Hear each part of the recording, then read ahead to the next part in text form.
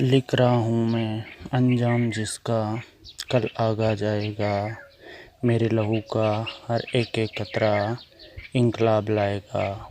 मैं रहूँ या ना रहूँ, पर यह वादा है मेरा तुमसे कि मेरे मरने के बाद वतन पर मरने वालों का सैलाब आएगा। नमस्कार दोस्तों, मैं आपका दोस्त रामकरण भाकर एक बार फिर से हाजिर हूँ इतिहास का एक और किस्सा लेकर।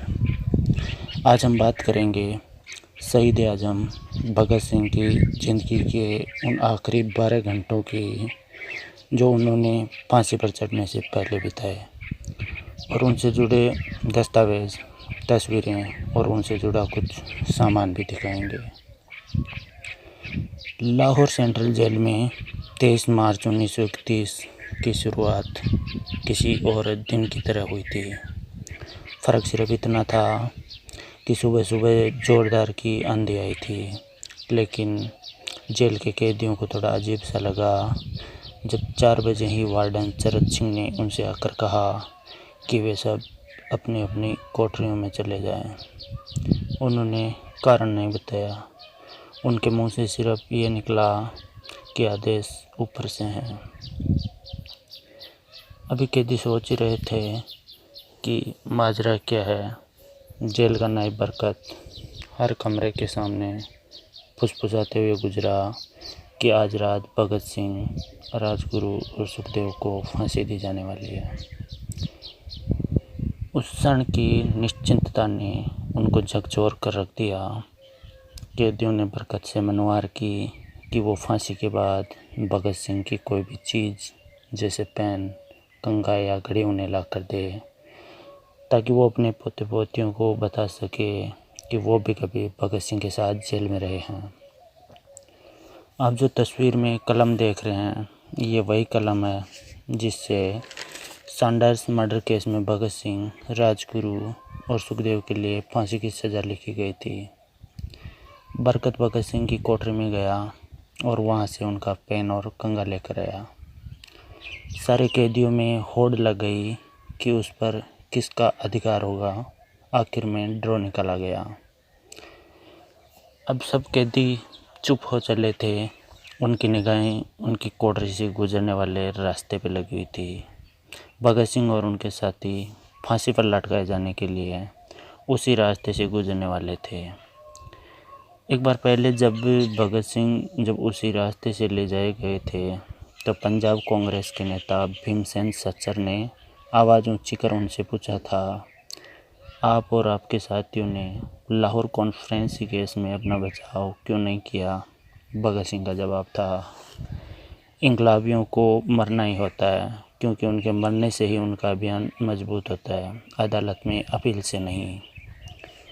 अभी आप जो तस्वीर में देख रहे हैं, ये भगत सिंह की खाकी रंग की कमीज़ है और ये तस्वीर सुप्रीम कोर्ट ऑफ इंडिया द्वारा उपलब्ध कराई गई है। वार्डन चरत सिंह भगत सिंह के खैरख्वाह थे और अपनी तरफ से जो बन पड़ता था उनके लिए करते थे। उनकी वजह से ही लाहौर की द्वारकादास लाइब्रेरी से भगत सिंह के लिए किताबें निकालकर जेल के अंदर ले आते थे। भगत सिंह को किताबें पढ़ने का इतना शौक़ था कि एक बार उन्होंने अपने स्कूल के साथी जयदेव कपूर को लिखा कि वो उनके लिए कर्नल लिब्नेट की मिलिट्रिज्म, लेनिन की लेफ्ट विंग कम्युनिज्म और ऑप्टनल सिंगलेर का उपन्यास भिजवा दें। भगत सिंह जेल की कठिन जिंदगी के आदी हो चले थे। उनकी कोठरी नंबर 14 का फर्श पक्का नहीं था, उस पर घास उगी हुई थी। कोठरी में बस इतनी ही जगह थी कि उनका 5 फीट और 10 इंच का शरीर बामुश्किल उसमें लेट पाए। अभी आप जो तस्वीर में देख रहे हैं, ये भगत सिंह के जूते हैं, जिन्हें उन्होंने एक क्रांतिकारी साथी जयदेव कपूर को तोहफे में दिए थे। भगत सिंह को फांसी देने से पहले उनके वकील प्राणनाथ मेहता उनसे मिलने पहुंचे। बाद में मेहता ने लिखा कि भगत सिंह अपनी कोठरी में पिंजरे में बंद शेर की तरह चक्कर लगा रहे थे। उन्होंने मुस्कुराकर मेहता का स्वागत किया और पूछा कि आप मेरी किताब रेवोल्यूशनरी लेनिन लाए या नहीं। जब मेहता ने उन्हें किताब दी तो वो उसे उसी समय पढ़ने लगे, मानो उनके पास अब ज़्यादा वक्त नहीं बचा हो। मेहता ने उनसे पूछा कि क्या आप देश को कोई संदेश देना चाहेंगे?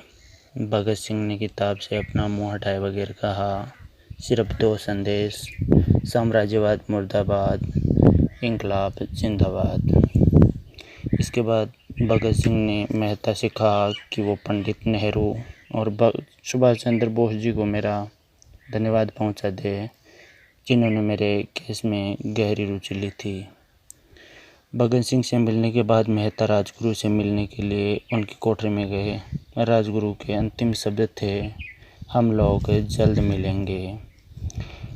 सुखदेव ने मेहता को याद दिलाया कि वो उनकी मौत के बाद जेलर से वो कैरम बोर्ड ले ले जो उन्होंने उन्हें कुछ महीने पहले दिया था। मेहता के जाने के थोड़ी देर बाद जेल अधिकारियों ने तीनों क्रांतिकारियों को बता दिया कि उनको वक्त से 12 घंटे पहले ही फांसी दी जा रही है। अगले दिन सुबह 6 बजे की बजाय उन्हें उसी शाम 7 बजे फांसी पर चढ़ा दिया जाएगा। भगत सिंह मेहता द्वारा दी गई किताब के कुछ पन्ने ही पढ़ पाए थे। उनके मुंह से निकला, क्या आप मुझे इस किताब का एक अध्याय भी ख़त्म नहीं करने देंगे? भगत सिंह ने जेल के मुस्लिम सिपाही कर्मचारी बेबे से अनुरोध किया कि वो उनके लिए उनको फांसी दी जाने से एक दिन पहले शाम को अपने घर से खाना लाए। अभी आप जो तस्वीर देख रहे हैं, ये असेंबली बम केस में लाहौर की CID ने इसी बम को बरामद किया था। लेकिन बेबे भगत सिंह की ये इच्छा पूरी नहीं कर सके, क्योंकि भगत सिंह को 12 घंटे पहले फांसी देने का फैसला ले लिया गया था और बेबे जेल के गेट के अंदर नहीं घुस पाया। थोड़ी देर बाद तीनों क्रांतिकारियों को फांसी की तैयारी के लिए उनकी कोठरियों से बाहर निकाला गया।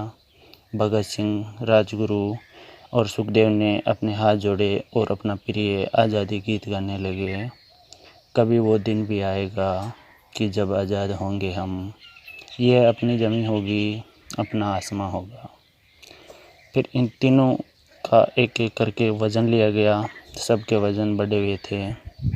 इन सब से कहा गया कि अपना आखिरी स्नान करें। फिर उनको काले कपड़े पहनाए गए, लेकिन उनके चेहरे खुले रहने दिए गए। अभी आप जो तस्वीर देख रहे हैं, ये भगत सिंह का भूख हड़ताल का पोस्टर है, जिस पर उनके ही नारे छपे हैं। Poster national art press Anarkali Lahore ने प्रिंट किया था। चरण सिंह ने भगत सिंह के कान में फुसफुसाकर कहा कि भगत सिंह, वाहेगुरु जी को याद कर लो। भगत सिंह बोले, पूरी ज़िंदगी मैंने ईश्वर को याद नहीं किया। असल में मैंने कई गरीबों के क्लेश के लिए ईश्वर को कोसा भी है। अगर मैं अब उनसे माफ़ी मांगूं तो वो कहेंगे कि इससे बड़ा डरपोक कोई नहीं है। इसका अंत नज़दीक आ रहा है, इसलिए माफ़ी मांगने है। जैसे ही जेल की घड़ी ने 6 बजाए, कैदियों ने दूर से आती कुछ पदचापें सुनी। उनके साथ भारी बूटों की ज़मीन पर पड़ने की आवाज़ें भी आ रही थी।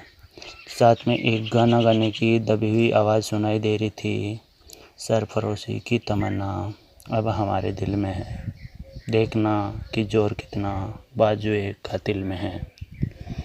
सभी को अचानक ज़ोर शोर से इंकलाब जिंदाबाद और हिंदुस्तान आज़ाद हो के नारे सुनाई देने लगे। फांसी का तख्ता पुराना था, लेकिन फांसी देने वाला काफ़ी तंदुरुस्त और नौजवान था। फांसी देने के लिए जल्लाद को लाहौर के पास शहादरा से बुलाया गया था। भगत सिंह इन तीनों के बीच में खड़े थे। भगत सिंह अपनी मां को दिया गया वो वचन पूरा करना चाहते थे कि वो फांसी के तख्ते से इंकलाब जिंदाबाद का नारा लगाएंगे। लाहौर जिला कांग्रेस के सचिव पिंडी दास सोंधी का घर लाहौर सेंट्रल जेल से बिल्कुल लगा हुआ था। भगत सिंह ने इतनी ज़ोर से इंकलाब जिंदाबाद का नारा लगाया कि उनकी आवाज़ सोंधी के घर तक सुनाई दी। उनकी आवाज़ सुनकर जेल के दूसरे कैदी भी नारे लगाने लगे, लेकिन तीनों क्रांतिकारियों के गले में फांसी की रस्सी डाल दी गई। उनके हाथ और पैर बांध दिए गए। तब भी जल्लाद ने पूछा, सबसे पहले कौन जाएगा। सुखदेव ने सबसे पहले फांसी पर लटकने की हामी भरी। जल्लाद ने एक एक करके रस्सी खींची और उनके पैरों के नीचे लगे तख्तों को पैर मारकर हटा दिया। काफ़ी देर तक उनके शव तख्तों पर लटकते रहे। अभी आप जो लेटर देख रहे हैं ये असेंबली बम केस में भगत सिंह के खिलाफ उर्दू में लिखा गया एक FIR है। अंत में उन्हें नीचे उतारा गया और वहां मौजूद doctor lieutenant colonel JJ Nelson और लेफ्टिनेंट कर्नल NS सोंदी ने उन्हें मृत घोषित कर दिया। एक जेल अधिकारी पर इस फांसी का इतना असर हुआ कि जब उसे कहा गया कि वो मृतकों की पहचान करे तो उसने ऐसा करने से इनकार कर दिया। उसे उसी जगह पर निलंबित कर दिया गया। एक जूनियर अफसर ने यह काम अंजाम दिया। पहले योजना थी कि इन तीनों का अंतिम संस्कार जेल के अंदर ही किया जाएगा, लेकिन फिर ये विचार त्यागना पड़ा जब अधिकारियों को आभास हुआ कि जेल से धुआं उठता देख बाहर खड़ी भीड़ जेल पर हमला कर सकती है। इसलिए जेल की पिछली दीवार तोड़ी गई। उसी रास्ते से एक ट्रक जेल के अंदर लाया गया और उस पर बहुत अपमानजनक तरीके से उन शवों को एक सामान की तरह गाड़ी में फेंक दिया गया।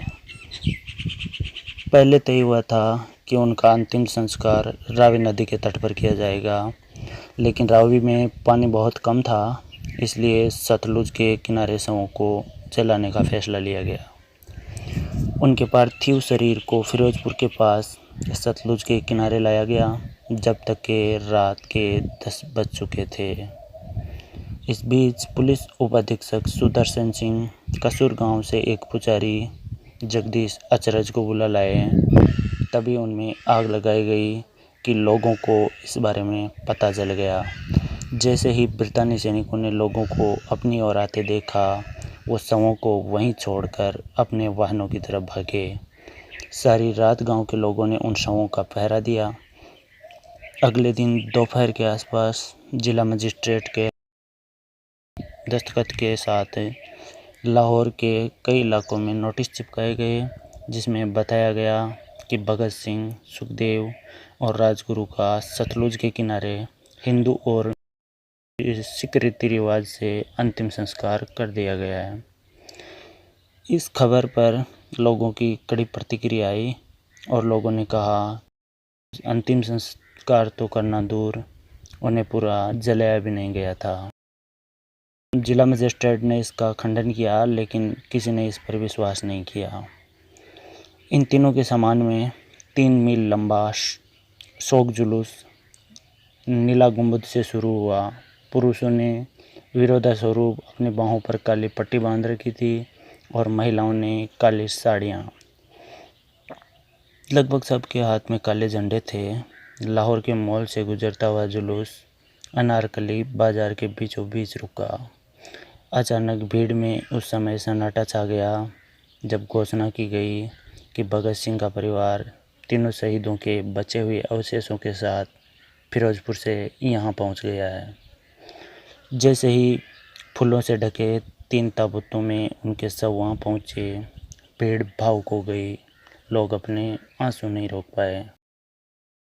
उधर वार्डन चरत सिंह सुस्त कदमों में अपने कमरे से पहुँचे और फूट फूट कर रोने लगे।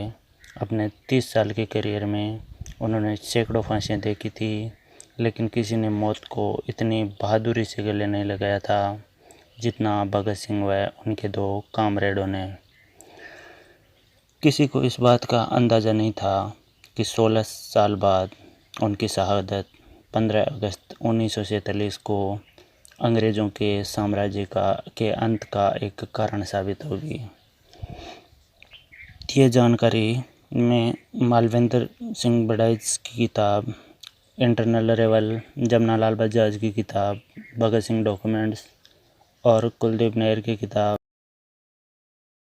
विदाउट फेयर के आधार पर दे रहा हूँ। धन्यवाद दोस्तों। अगली बार फिर मिलेंगे एक ऐसी ही नई ऐतिहासिक घटना के साथ।